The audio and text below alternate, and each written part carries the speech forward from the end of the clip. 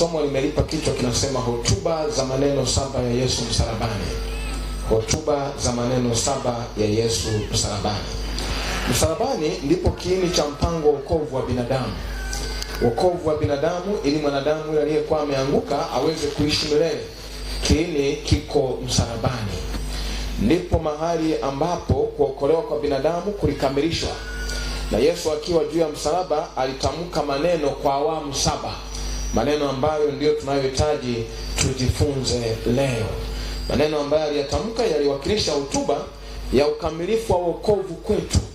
Yaani yale maneno aliyotaja, kila neno lilikuwa ni hubiri tosha ambalo linatuandaa sisi kwa ajili ya maandalizi ya kukamilishwa kwa ule mpango uliokamilika pale msalabani ili tuweze kuokolewa. Na haya ndiyo ambayo tutayaangalia katika ibada ya leo.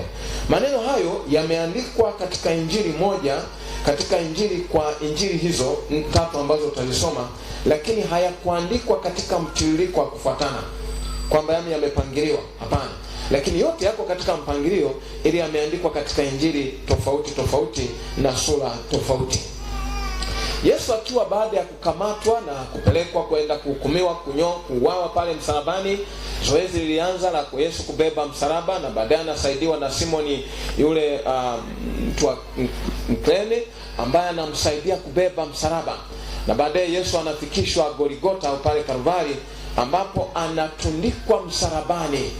Biblia inaeleza kwamba kundi la wamama walikuwa wakimfuata wakijipiga vifuani wanalia wakati Yesu anaenda msalabani. Na mwisho wengine aliwageukia akaambia, kina mama msinilie mimi, jililieni ninyi pamoja na nafsi zenu, maana hali ni mbaya. Ikiwa umetenda hivi kwa mti mbichi, itakuwaje kwa ajili ya mti mkavu?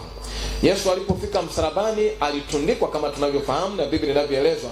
Na akiwa kwenye msalaba, Biblia inaeleza maneno yafuatayo. Yesu akiwa msalabani, maneno 3 ya kwanza katika yale 7 yalitamkwa kuanzia saa 3 asubuhi mpaka saa 6. Maneno ya kwanza 3 kati ya yale 7 yaliyotamkwa kwa nyakati mbalimbali yalitamkwa kuanzia saa 3 asubuhi mpaka saa 6. Yesu alitoa hotuba 3 zikiwa na namna mbalimbali zenye mafundisho ya kutuelekeza sisi.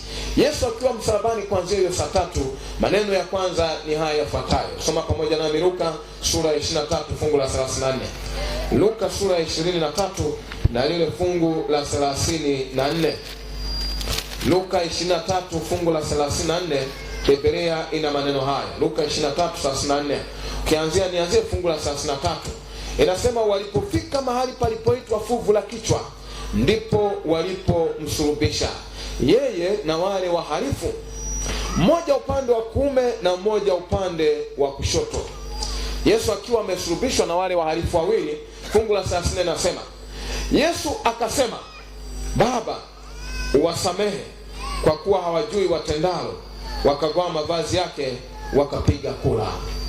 Maneno ya kwanza yaliyotamkwa na Yesu akiwa pale msalabani ni maneno ambayo Yesu alitangaza msamaha kwa wale waliokuwa wakimtesa. Msamaha huu uliwakilisha wakazi wote wa dunia. Yesu anasema kwa kuwa hawajui watendalo. Hawajui watendalo, si kwamba walikuwa hawajui. Kwa mfano kama ungeenda uwaulize kwamba jamani, mnajua mnachokifanya nini? Wakwambia ndio tunajua. Tupo tunamsulubisha Yesu aliyejiita mfalme wa Wayahudi. Tunataka tuone kama kweli anaweza kujiokoa, maana alijiita Mungu. Walikuwa wanajua. Lakini Yesu anaposema hawajui watendalo, anawakilisha wazambi wote duniani. Wale wote ambao wamekuwa wakihusika katika dhambi mbalimbali. Si kwamba hawajui wanapotenda dhambi, lakini Yesu alishatangaza msamaha. Na ndio maana kila mwanadamu anayemwendea Yesu, wakiwemo na wale waliomsulubisha, na ndio maana wengine walikiri na kugeuka baadaye na kumwamini Yesu. Hata wale miongoni mwa waliouawa, wale majambazi wawili ambao walikuwa ni wasaidizi wa Baraba, wote nao pia mmoja alimkiri Yesu kama Bwana na Mwokozi, na Yesu alitangaza kwao pia. Na ndio maana huyu aliposema Yesu alipoomba msamaha, tutaangalia Yesu alimkubali. Kwa hiyo msamaha wa kwanza ulifanywa kwa ajili ya wakazi wote wa dunia. Wale wote ambao watakubali Yesu kama Bwana na Mwokozi, Yesu anatangaza kwao kwamba Baba, naomba uwasamehe kwa kuwa hawajui wanalolitenda. Na ndio maana kwenda mbinguni ni rahisi zaidi kuliko kwenda motoni, yaani kuliko kwenda jehanamu, kwa sababu umesamehewa bila gharama yoyote. matangazo ya msamaha, pamoja na kwamba Yesu alionyesha akiwa duniani aliposamehe watu dhambi, lakini akiwa juu ya msalaba, ulimwengu wote ambapo napitia kuokolewa, maneno ya kwanza na hotuba yake ya kwanza ilikuwa ni msamaha kwa wenye dhambi. Katika kitabu cha Yohana 1:21, wakati ambapo Biblia ina maneno haya, waraka wa kwanza wa Yohana, Yesu aliyetangaza msamaha, Biblia Yohana 1:29 inasema, siku ya pili yake amuona Yesu anakuja kwake. Huyu ni Yohana, akasema, tazama mwana kondoo wa Mungu aichukuae dhambi ya ulimwengu. Mwana kondoo.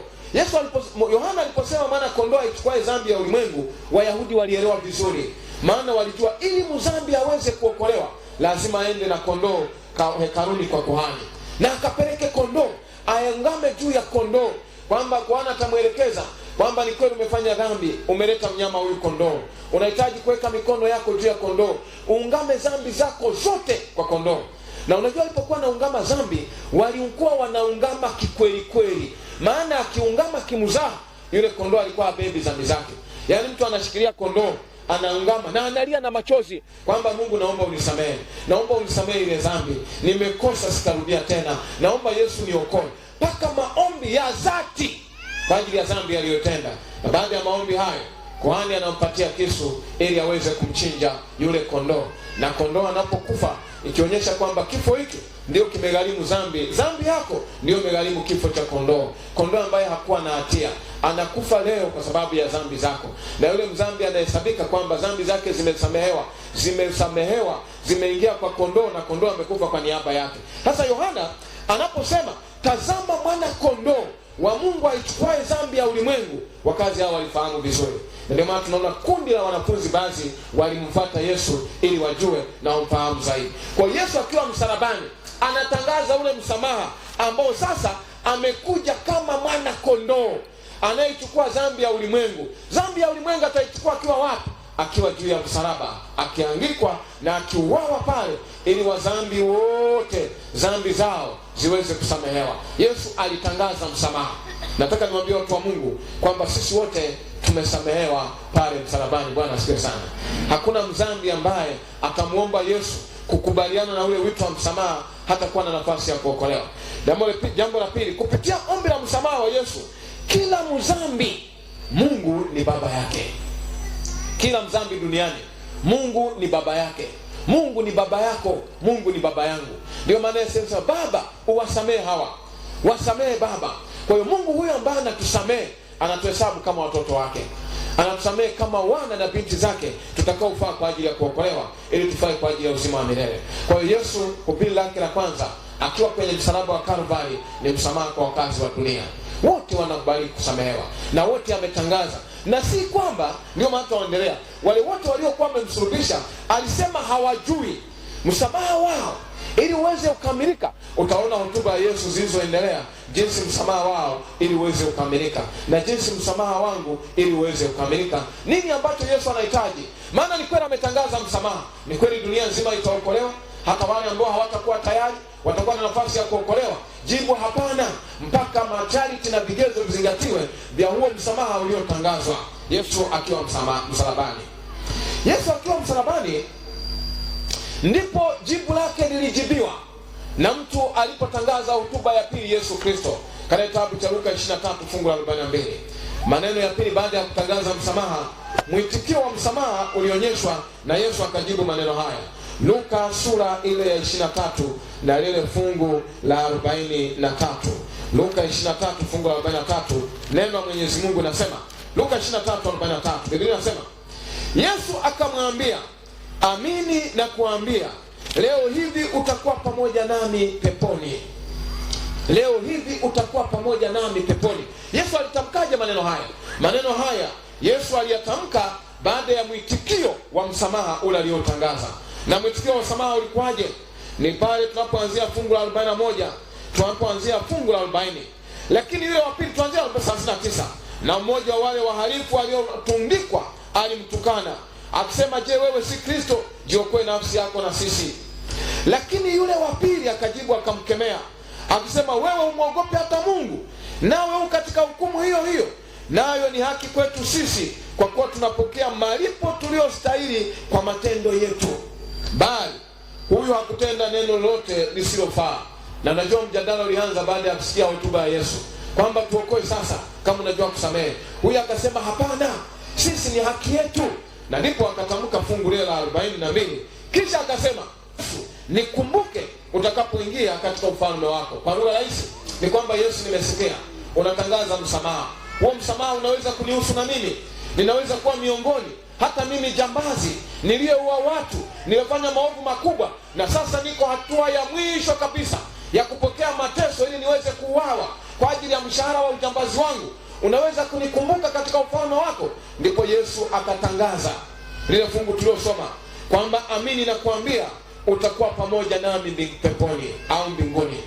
Uhakika kwa maisha yajayo Yesu aliutangaza kwa mwizi msalabani, kwamba wewe na mimi tunapomchagua, tunapokubali sasa lile ombi la msamaha, kukubaliana na huo msamaha, Yesu anasema tunao uhakika wa kuishi maisha ya milele katika ulimwengu ujao. Na Yesu atakuwa na Yesu mbinguni, ile ahadi aliyosema ninakwenda kuandalia mahali, nitakuja tena niwakaribishe kwangu ili nilipo mimi nanyi mwepo, itatimia kwa sababu Yesu alishatangaza msamaha pale msalabani, kwamba wote wenye dhambi hawajui watendalo Baba wasamehe. Na mmoja majambazi akasema nimesikia hilo neno lako, naomba je na mimi ninaweza? Yesu akasema wewe unakubalika pia, hata kama ni jambazi ninakusamehe na utakuwa pamoja nami. Watu wa Mungu, habari za mbinguni, kila mwanadamu mzambi anao nafasi ya kuokolewa, na kila mwanadamu mzambi ili akolewe lazima akubali huo msamaha. Kwa Yesu anasema wale wote ambao wanatubu dhambi zao, wanaungama dhambi zao, Yesu ametangaza watakuwa pamoja naye mbinguni milele. Waraka wa kwanza wa Yohana sura ya kwanza fungu la 9 nasema tukiziungama dhambi zetu yeye ni mwaminifu, alafu si tu mwaminifu na wa haki, hata atuondolea dhambi zetu na kutusafisha na udhalimu wote. Tukiziungama, maana alishatangaza msamaha msalabani. Na sasa ili msamaha huo ukamilike kwako na kwangu, lazima tuungame dhambi, lazima tutubu hizo dhambi, tujutie, tusikiri kama mwizi msalabani kwamba Yesu, unaweza kunikumbuka na mimi? Ni kweli mimi ni mwizi na ninakufa hapa sasa, ninajua napata malipo yangu. Je, hiyo nafasi ya wenye dhambi unaosema hawajui watendalo, unaweza kama unalihusisha na mimi? Yesu akasema hata wewe nakuhusisha pia, nitakuwa pamoja nami, utakuwa pamoja nami peponi, na kuahidi kuanzia leo, kwa sababu umekiri msamaha.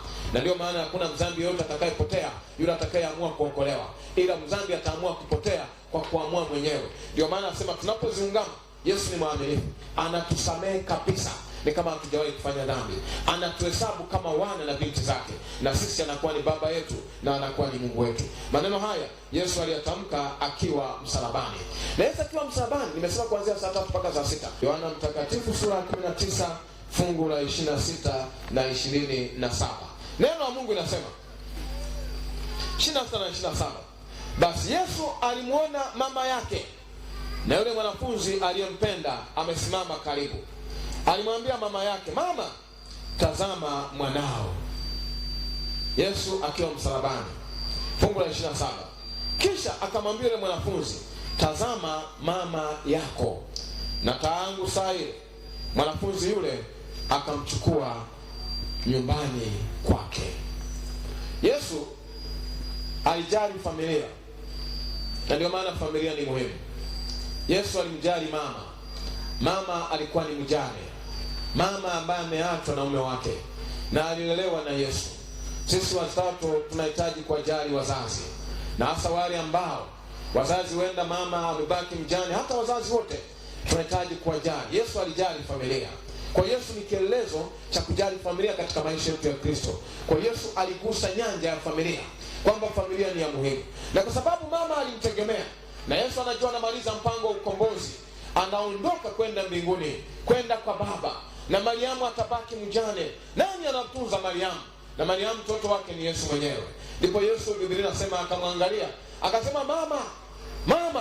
Mama akamwambia, ninakusikiliza mwanangu. Akasema, mtazame kijana wako huyo. Na kijana huyo hakuwa si mwingine ni Yohana. Baadaye akamwambia, Yohana, unamuona mama? Akasema, ndio. Hakikisha mama yuko salama. Biblia inasema kijana yule au mwanafunzi yule alimchukua mama nyumbani, kwamba anaenda kumtunza na kumlea, kwamba Yesu alijali familia. Ndio maana kama Wakristo lazima tujali familia. Familia zetu lazima tujali. Wajibu kwa familia zetu ni muhimu. Yesu alijua wajibu huo, aliyekuja kuokoa mdhambi, lakini alijua wajibu unaotakiwa kwa familia. Ndio maana katika kitabu cha Timotheo 5 fungu la 8 neno la Mungu ina maneno haya. Timotheo wa kwanza sura ya 5 fungu la 8, Biblia inasema, lakini mtu yoyote asiye watunza wale walio wake, yaani wale wa nyumbani mwake, hasa ameikana imani, tena ni mbaya kuliko mtu asiamini. Haya maneno Yesu mwenyewe ni shahidi. Alijali familia. Yesu alimjali mama, na ndio alijali, na ndio alikuwa anamtegemea. Na sisi lazima tujali familia. Na Biblia inasema yule mtu asiyetunza wale wa nyumbani mwake, hasa ile familia yake hasa, ni mpagani 100%. Wale wa nyumbani mwake asiyejali. Na Yesu mwenyewe kuonyesha kielelezo, alijali familia, alimjali mama.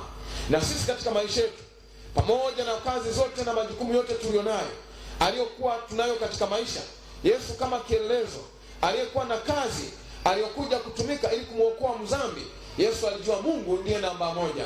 Lakini hata hivyo hakusahau kumjali mama yake mjane, ambaye ni wazazi waliomtunza na kumlea. Kwa hiyo familia ni jambo la muhimu katika safari ya maisha yetu.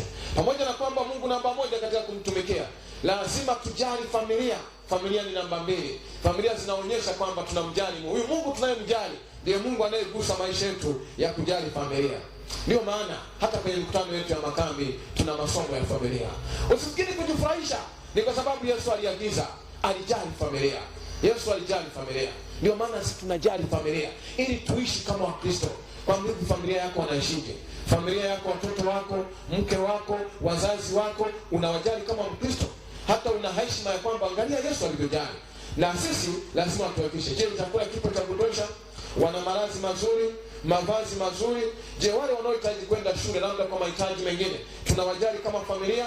Ili sije tukaenda kinyume na agizo la Mwokozi. Kwa hiyo hubiri la Yesu la 3 pale msalabani lilikuwa ni hubiri la kujali familia zetu. Bwana atusaidie tunapozingatia hotuba ya Yesu msalabani ya kujali familia. Baada ya hotuba hizo ambazo zilitamkwa kuanzia saa 3 mpaka saa 6, maneno hotuba ya 5 na ya 6, maneno haya yalitamkwa kuanzia saa 6 mpaka saa 9. Maneno haya yalitamkwa wakati giza likiwa limeifunika dunia, nchi. Yesu alichukua mzigo wa laana ya dunia. Hii si kwa ajili yake, lakini ni kwa ajili yetu. Viumbe wote waliogopa kutazama, hata jua liliogopa kumulika pale Kalvari. Kwa hiyo kukawa na giza. Giza ambalo jua liliogopa kwamba huyu ndiye muumbaji, siwezi kumulikia akiwa katika hatua hii. Giza likazima nuru. Viumbe wote walishangaa kilichoendelea. Kwa ya mbinguni hakuna kuimba, zinaonyesha muumbaji yuko kumwokoa mwanadamu ambaye angetakiwa potelee mbali, lakini sasa anahitaji kuokolewa. Kwa hiyo likazima kabisa jua, likaacha kutoa nuru, kumulika pale msalabani. Mathayo sura ya 27 fungu lile la 45, Biblia inasema, basi tangu saa 6 palikuwa na giza juu ya nchi yote hata saa 9. Na kama saa 9 Yesu akapaza sauti yake kwa nguvu akisema, Eloi Eloi lama sabakitani, yaani Mungu wangu mbona umeniacha? Maneno haya giza likiwa limejaa, ndipo Yesu alipotamka maneno haya. Kwa nini maneno haya? Yesu alipokuwa katika kilele cha kubeba dhambi za dunia, za wakazi wa ulimwengu huu, Mungu hakai penye dhambi, na hivi alimwacha. Na hivi Yesu alipata majuto ambayo hajawahi kupata majuto kama hayo mwanadamu awe yote yule. Majuto ya kutokuwa na Mungu. Maana tangu amekuja kuzaliwa, akifanya kazi mbalimbali, alikuwa na Mungu wa mbinguni na malaika wakimlinda. Lakini alipoamua kubeba dhambi za wakazi wa dunia, mbingu yote ilikuwa kimya, na giza lilikuwa kilele cha mateso ya Bwana wetu kwa ajili ya dhambi zangu na kwa ajili ya dhambi zako. Na malaika waliambiwa wasisogee. Yesu anamaliza kazi ya kumwokoa mwanadamu akibeba dhambi ya kwako na dhambi yangu mimi, ili tuweze kuokolewa. Dhambi ni kujitenga na Mungu. Unapotenda dhambi unajitenga na Mungu. Na machungu haya aliyoyapitia Yesu ndio machungu ambayo wadhambi wote ambao watakataa, hawatamkubali Yesu Kristo kama Bwana na Mwokozi katika maisha yao, watayapitia siku ya mwisho, ndipo watalia kilio cha kusaga meno, wakisema hatukujua kuwa mpango wa wokovu ulikuwa wa gharama kubwa namna hii. Watalia, lakini wakiwa wamechelewa milele. Biblia inasema watalia kilio cha kusaga meno, ambacho kamwe hajawahi kulia mtu yeyote duniani. Kwa nini? Kwa sababu wataona gharama ya mkombozi, jinsi ambavyo Yesu alibeba kwa ajili yao ili waweze kuokolewa. Tunatenda dhambi, tunajitenga na Mungu, na Mungu hashirikiani na dhambi. Na ndio maana kwenye mada zetu tumejifunza, unapojitenga na Mungu unakaribisha mashetani. Na ndio malaika wa shetani walifurahi kwamba ikiwa Mungu amemwacha, basi wende ikawa ndio kupotea milele, na sisi tukamilishe zoezi la kumwangamiza. Na utakapomuzika Mungu, kwa sababu ametangaza huenda dunia itapotea milele, lakini Yesu alifanywa laana kwa ajili yetu pale msalabani, laana ambayo ni wokovu kwa ajili yako na kwa ajili yangu. Wagalatia 3:13 linaeleza laana. Biblia inasema Kristo alituokoa katika laana ya torati, kwa kuwa alifanywa laana kwa ajili yetu, maana imeandikwa, amelaaniwa kila mtu aangikwaye juu ya mti.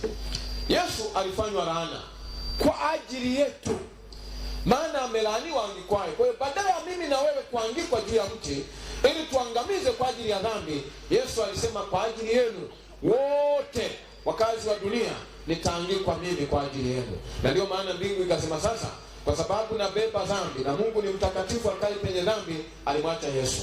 Na Yesu akalia, baba yangu, mbona umeniacha? Mbona niko peke yangu sasa? Naona uchungu mzito huu, uchungu ambao, mateso ambayo Yesu alianza nayo, uchungu ambao ulisababisha moyo wa Yesu kupasuka na hatimaye Yesu kufa, uchungu ambao wa dhambi watauona siku ya mwisho akichelewa. Ilikuwa ombi langu na lile ombi lako kwamba Yesu tusaidie. Ikiwa ulibeba laana kwa ajili yetu, sisi tunao nafasi ya kuokolewa. Gharama yetu sisi hatuna cha kulipa, alishalipa gharama yote. Sisi ni kumkubali kama tu Bwana na Mwokozi katika maisha yetu. Na Yesu akiwa baada ya maneno hayo alitamka maneno ya 6, maneno ambayo yalikuwa ni ya pekee kabisa. Na maneno ya 5, nimesema ya 4 na ya 5. Maneno ya 5 alitamka maneno haya katika kitabu cha Yohana 19 fungu la 28. Maneno ya 4 na ya 5 yalitamka ukiwa na giza. Yohana sura ya 19 fungu lile, Yohana sura ya 19, Biblia inaeleza kuanzia lile fungu la 28. Biblia ina maneno haya 28. Baada ya hayo Yesu aliyakijua ya kuwa yote yamekwisha kumalizika, ili andiko litimizwe, akasema, ninaona kiu. Uchungu wa dhambi. Baba amemwacha. Baada ya baba kumwacha, wakati giza lilipokuwa likimalizika, Yesu alijisikia uchungu wa kuchoka uliotenga uso wake na baba yake. Uso wake umebadilika. Yesu amechoka. Uchungu huu ndio uchungu uliokamilisha hatia ya dhambi ya binadamu. Uchungu ambao Yesu alisema, ninaona kiu, sina mtu wa kunisaidia. Nani atanisaidia? Yuko peke yake, malaika hawezi kusogea, na baba amemwacha, maana anahitimisha mpango mzima wa kubeba dhambi za wakazi wa dunia. Uchungu huu ulifungua malango ya paradiso kwa kila mdhambi. Uchungu huu, Zakaria aliandika uchungu huu katika kitabu cha Zakaria 12 na lile fungu la 10. Bwana anasema, nami nitawamwagia watu wa nyumba ya Daudi na wenyeji wa Yerusalemu roho ya neema na kuomba, nao watamtazama yeye ambaye walimchoma, nao watamwombolezea kama vile mtu amwombolezaye mwanamke mwanaye wa pekee, nao wataona uchungu kwa ajili yake kama vile aonavyo uchungu kwa ajili ya mzaliwa wake wa kwanza. Wale wote ambao watamkataa wataona uchungu ambao mdhambi kumkubali Yesu kama Bwana na Mwokozi. Anasema tutaona uchungu ikiwa tutamchagua Yesu. Wakazi wa dunia wataona uchungu kwamba kumbe tulipoteza nafasi ya maana. Maneno ya mwisho, maneno yale ya 6 na maneno ya 7, au hotuba ya mwisho na hotuba ya 7, ni tangazo la ushindi kwa wakazi wa dunia. Maneno haya ni tangazo la ushindi kuwa pale msalabani yote yamekwisha na yamekamilisha wokovu wa mwanadamu. Maneno ambayo shetani alipoisikia alitetemeka kwamba nini anachohitaji kusema Yesu, na huenda shetani alijitahidi azuie Yesu asifuke kaburini ili haya maneno yasitimie. Maneno ambayo yalionyesha ushindi wa wakazi wa dunia katika kitabu cha Yohana sura ya 19 na lile fungu la 30. Basi Yesu alipokwisha kupokea ile siki, akasema imekwisha, akainamisha kichwa chake, akasalimu roho yake. Yesu akasema imekwisha. Imekwisha, mpango umekwisha.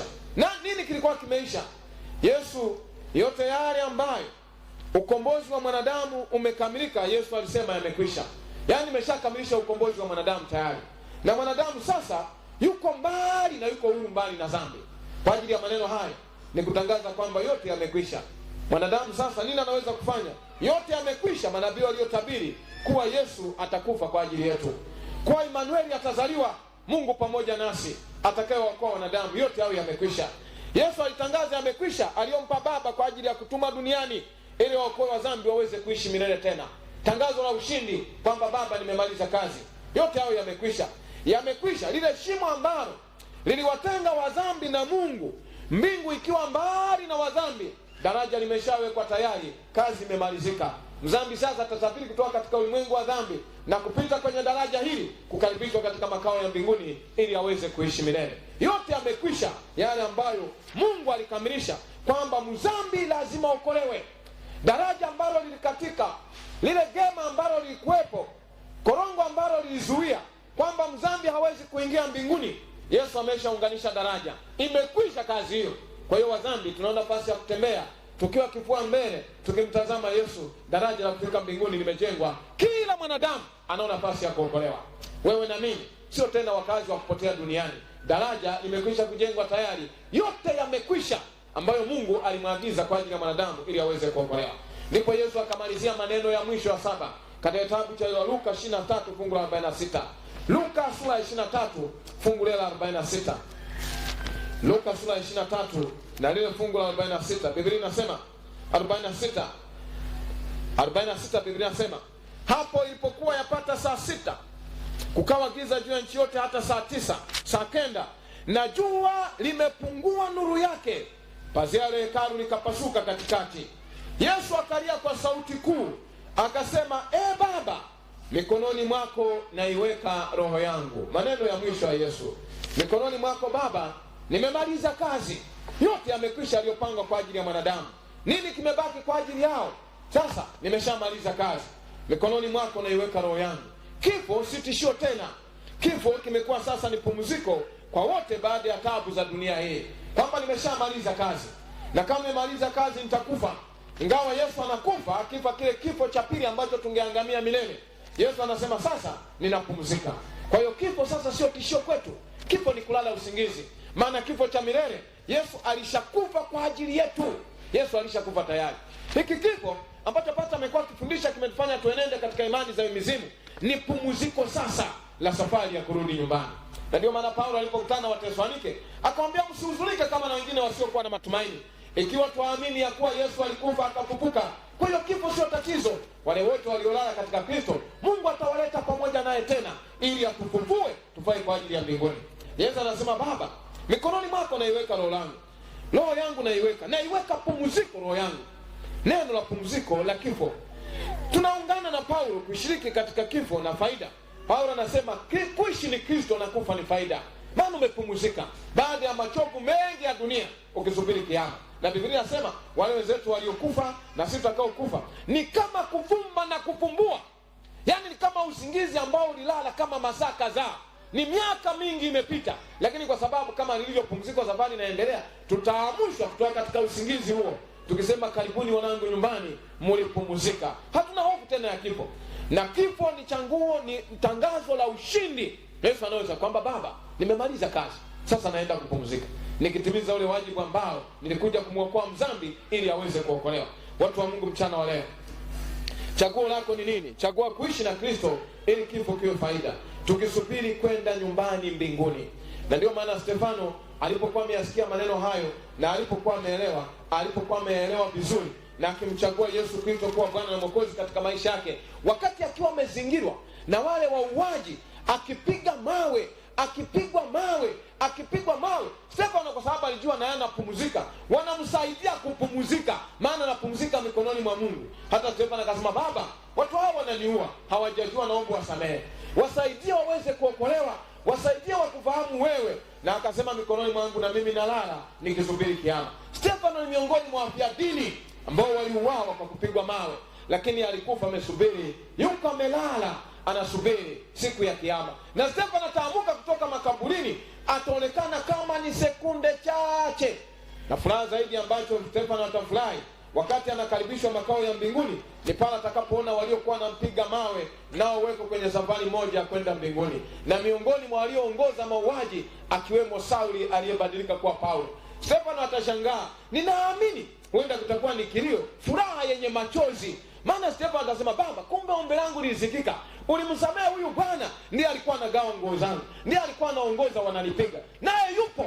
Na siku ya mwisho tukishinda kifo, tunapoelekea makao ya mbinguni, Paulo wakikumbatiana na Stefano wakilia machozi ya furaha, wote wamekutana wakielekea makao ya mbinguni. Nataka nikwambie, kifo ni safari ya mbinguni. Hotuba za Yesu msalabani ni kukamilisha mpango mzima wa ukombozi.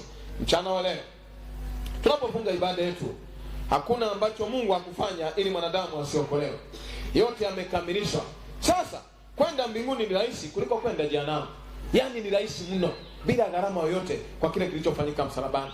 Wangapi mchana wa leo wasema, ninaungana na hotuba za Yesu, natamani na mimi niwe miongoni mwa watu hao. Takapokutana na changamoto mbalimbali kama Stefano alivyofanya, natamani niwe na imani kwamba hapana, safari inaendelea na sitachoka. Yesu alishalipa gharama, naenda mbinguni. Na huyu Yesu ndiye namwamini na kubali kuishi na kumtumikia katika ulimwengu huu ninapojiandaa kwa tukio kubwa la kufunga ndoa ya ulimwengu. Hebu nione mikono ya watu hao, mimi nikiwa wa kwanza.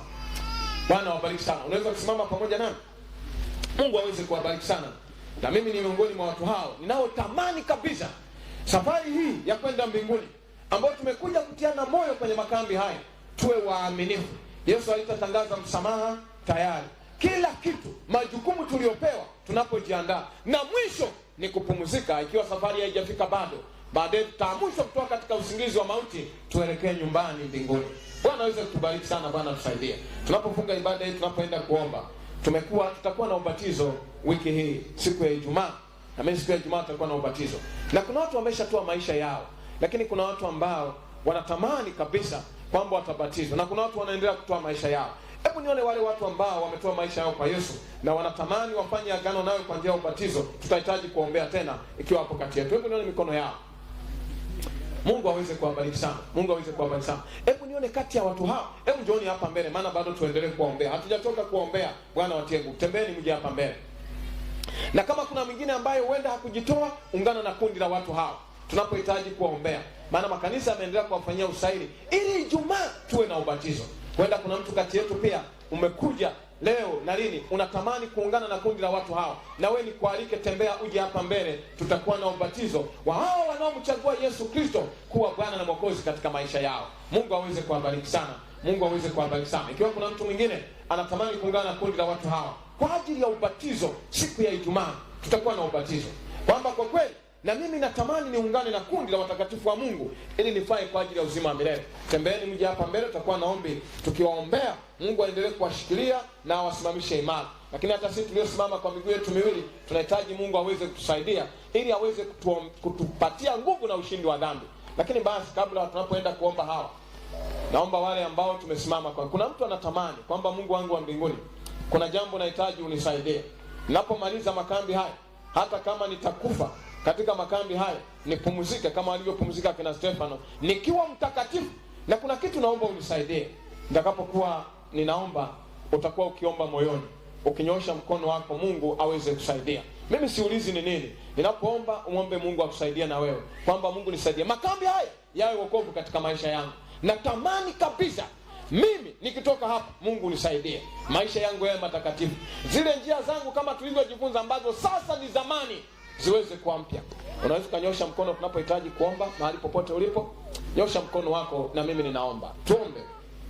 Baba yetu wa mbinguni, wewe ni Mungu uliyetuumba na uliyetuleta katika dunia hii kwa zamu yetu. Tumekuwepo tena katika mikutano hii ya makambi.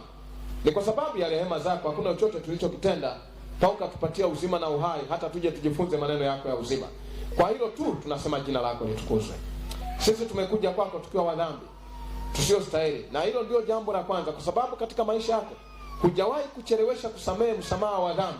Kama mwizi msalabani ulijibu saa hiyo hiyo. Tunaomba na sisi Yesu tusamehe dhambi zetu. Kuna mahali hatujaenda vizuri, tumenyosha mikono yetu, tunaomba utusamehe na kututakasa, utuoshe kwa damu yake iliyomwagika msalabani, na kutufanya kama vyombo vyako kuanzia leo, na utupe ahadi ambayo tunahitaji kuwa nayo kwa imani kama mwizi msalabani, kwamba kuanzia sasa umetusamehe na utakuwa pamoja nasi tukijiandaa kwa ajili ya kurudi kwako mara ya pili, ili tuwe miongoni mwa watakaookolewa. Lakini kati yetu tumenyosha mikono, huenda tuna shida mbalimbali, zinaweza kuwa ni magonjwa. Yesu, tunaomba uliye tabibu na mganga mkuu, tunaomba ufanye uponyaji katika kambi hili. Kuna watu wana shida za magonjwa, ninaomba ukawaponye. Kuna watu wana changamoto za ukata tamaa, Yesu watie moyo. Kuna watu wana majaribu mbalimbali yanayowasonga, Yesu naomba ukaingilie kati, ukawasaidie. Kila mmoja tuliokuja kwenye kambi tufae kuokolewa, na asipotee hata mmoja, kwa sababu tumeona wokovu ni bure na kwenda mbinguni ni rahisi kuliko kwenda motoni. Tunaomba utusaidie katika hilo. Lakini kuna kundi la wana na binti zako wamesimama mbele yako, wanahitaji kufanya agano nayo kwa njia ya ubatizo. Naomba uwasamehe dhambi na makosa yao. Kabla ubatizo haujafika siku hiyo, wabatize kwa Roho yako Mtakatifu. Wapatie ushindi kuanzia leo, wawe wana na binti zako kuanzia sasa. Andika majina yao katika kitabu cha mbinguni hata kabla hajaandikwa katika vitabu vya kanisa. Asante Mungu wetu wa mbinguni kwa sababu umesikia ombi hili. Lakini kuna watu wanasikia maneno haya, wengine wakiwa mbali na viwanja hivi, tunawaombea wasaidie na wao siku moja wakuchague wewe kama Bwana Mwokozi wao. Unaporudi mara ya pili, ukute kundi kubwa la wana na binti zako, tukiwemo na sisi na wale wengine, tufae kwa ajili ya uzima wa milele. Naomba utuwabariki wana na binti zako, naomba uwabariki na kuwalinda, uangazie nuru za uso wako na ukawafadhili, uwainulie uso wako na kuwapa amani katika maisha yao tangu sasa na hata milele, kwa jina la Yesu Kristo aliye Bwana Mwokozi wetu, amina. Mkoa kwa mkoa, taifa kwa taifa, bara kwa bara, na Jukoki TV, mwanga wa Injili.